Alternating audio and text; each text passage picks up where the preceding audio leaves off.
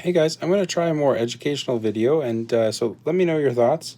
I appreciate your feedback. If it goes well, I'll take it quite far. But what I thought I'd do is talk a little bit about shell and terminal.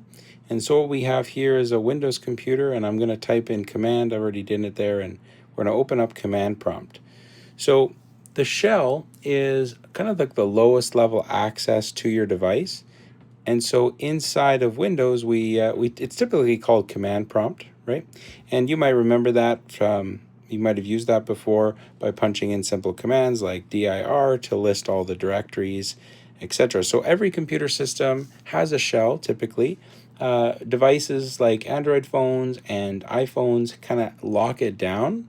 They don't want you access to the shell, so people really work hard to get access to it. So what I'm going to do is I'm just going to switch over. That's a Windows computer. I'm going to switch over to Term 49, which is the shell access for the BlackBerry device here. And I'm just going to show you some basic commands. So the first one is pwd, which stands for present working directory. So it gives you the path of where you are working. And so right now you'll see that I'm in a directory called testbb. And the next command I'm going to show you is ls. And ls will list all the contents of that directory. So right now there is none. So I'm going to create a file. So I'm going to go touch test.txt, okay?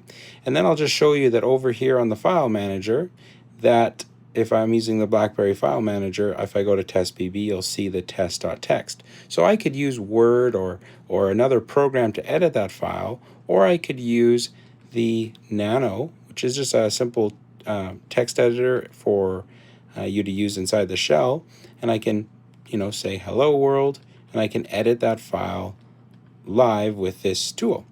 I spelled that wrong. It's okay.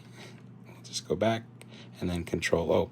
And so the real question here is, like, you can use, other programs, but a lot of the functionality of the computer is actually in the shell. And so anything you can do in the graphic user interface, you can do in the shell.